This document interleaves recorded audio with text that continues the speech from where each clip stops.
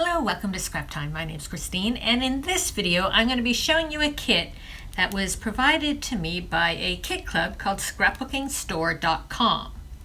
Now, scrapbookingstore.com offers monthly kits, and in the kit you get a set of papers. This was the July kit, and they featured this collection from Echo Park called Summer Fun. Now, the paper collection is $15.99 a month, and that includes shipping, if I am correct. However, you can subscribe for 3, 6, 9, 12 months, something like that, and get a discounted price. I think it's 3, 6, and 12 months, and the price goes down. So the base is you get a paper kit, and then there's an add-on for $7, and for July, you got these little chipboard flowers, some journaling cards, and some little memory planner stickers. And as well, when you receive your kit, you get a little inspiration sheet for a layout idea.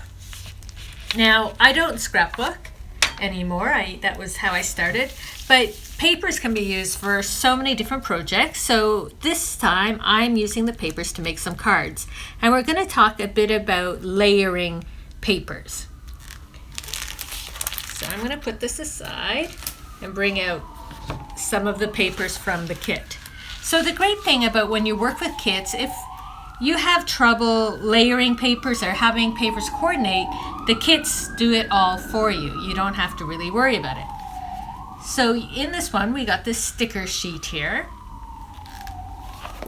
And then a lot of collections now will have these little cards that you can add to your projects with either images or words. And then they'll have some journaling cards. And this is great because you get it in the set, or if you buy the sheets individually, it doesn't cost that much for one sheet of paper, but you'll get like 12 different cards. And then on the back, they will have a print. Now, typically with prints, you're going to get a bunch of different sizes. So we have these cute little ice cream cones here, but on the back side, we have a nice basic print. So I made a card. I'm going to bring it out now and show you. So this card here, I used the back side, then the ice cream cones, and then just a nice little trim from another print. And this was a bigger one of these cards here, but I just cut it off and I used it in 2 separate pieces. So it just says summer treats. So when you're picking paper to layer on top, you want to have like a neutral with the pattern, and then it's great because the pinks pull out there. It's the same sort of pink. So if you look here, if you just go with a bunch of big prints like this, it's too busy. There's too many focal points. So when you're picking prints, you want to pick one that has the focal point. So say these cute flamingos here. I made a card. And so I had the flamingo as my focal point, the pink in the background, and then the yellow. And the reason I put the yellow there is I wanted to break it up. I didn't want to have that pink straight on with the flamingo, otherwise it's too much pink. The yellow breaks up the pinks and just lets that flamingo piece be more of your focal point. Then I took a little sticker from that planner thing, a couple little stickers to add to it.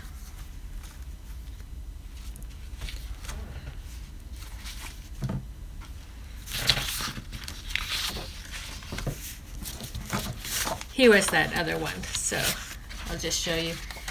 Straight on, it is very pretty, but the yellow just adds that extra layer to it. So this was the back side of this print, and you can just see how busy and big that print is. So when you have that much of a print, you want to use it in smaller amounts and then bring in your smaller prints with it. So this paper here, the back side was the leaf. So here's a card where I used 2 big prints. The watermelon is quite big, and then we have this one. But since the watermelon was almost tone on tone with that bit of green. It sort of still acted as a background, and the colorful print I put on top. So that's one way where you can use two fairly large prints together, but by breaking it up with the green, this design here can still pop off the card.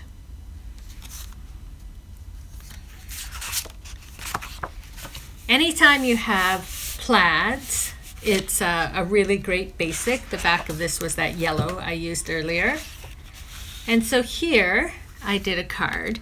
And so I had the plaid as my background. Then I brought in the dark color because the dark on this helps break it up with the watermelon. And this was the top of that other card I had shown you from the summer treats. It was just the ice cream. Now, if I had the watermelon, do I have the watermelon? The watermelon straight on the plaid, you could still use it, but by putting the dark there, it makes the watermelon pop off a lot more. And this was another example of a print on a print.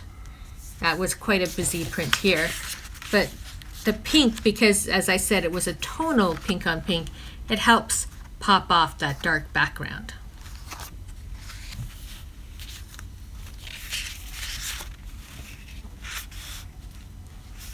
Here was another one I did with that same dark background, but I put another pink on pink paper between that and this little journaling bit here. It's not a journaling card, but that little square that would have come off the other sheet. And just by putting that pink on pink, it separated it, because if I was to put this guy straight onto the black, it would have blended too much and you wouldn't really be able to see it.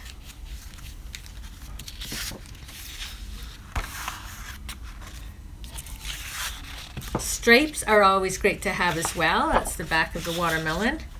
And then they had some cars with white and black dots and some lines. So white and black dots are great and that, but I wanted to have color all throughout my card, so I didn't use those sheets.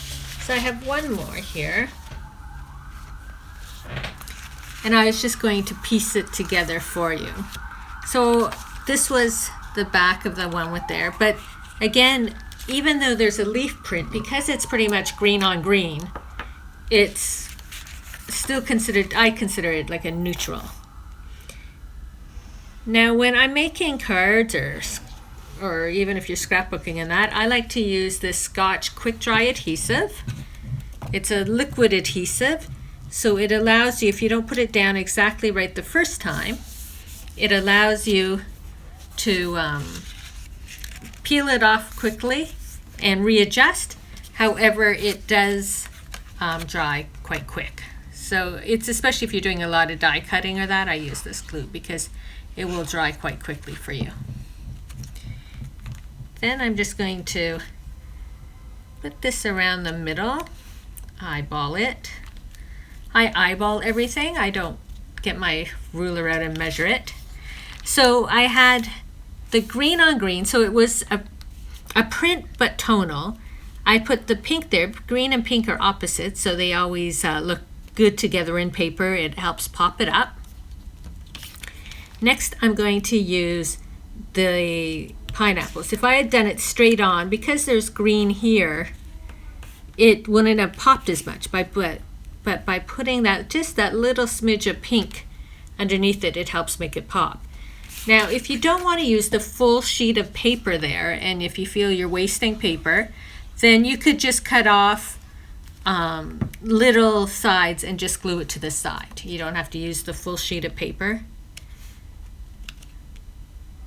The other option to do too is, if you don't want to make a flat card, is you can get little the foam pop squares things and pop up some of these elements. But I'm just going to do it flat today. And this was another one I cut out. It was larger. I made it more to the size to fit my card.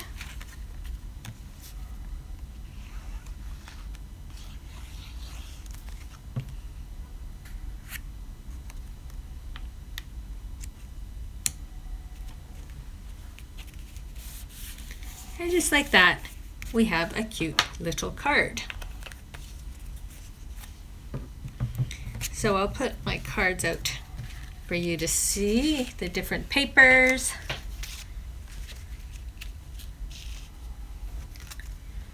So this collection from Echo Park was really great for the summer, has lots of fun colors, bright colors. But as I said, you can even use it for decor products. You don't have to use it for scrapbooking or cards. But if you're looking to get a nice little set of papers each month, you might want to check out the scrapbookingstore.com and sign up for their kits. Now before we go, I just want to show you one more little tip with journaling cards. So with these packs, you get 30 different journaling cards, and there were some small ones and some large ones, like this. And the thing I find with journaling cards is you end up getting way more than you're ever going to use, because you're not going to do 30 cards or a book or whatever with the same journaling cards. Well, I don't. So I just want to give you some tips to use them for other things. So with them, the big ones, I just folded them in half, and now I have cute little note cards. So these are great. You can add to gifts and or send notes to school, and even these little ones. I think if you had like a cute little die cut, I would just cut them. There's some white on the back, and make gift cards, little gift tags to put on gifts with them. So you have to think outside the box, because I know I would end up with piles of these cards, and you don't want to throw them away or anything. So use them as little note cards or gift cards. That's my last little tip. And be sure to check out scrapbookingstore.com and maybe sign up for their kit and have a nice little monthly fun package at your door. Thanks for watching. Be sure to give our video a thumbs up and subscribe to Scrap Time videos on YouTube. In the meantime, here are a couple other videos you might be interested in watching. See you next time. Bye-bye.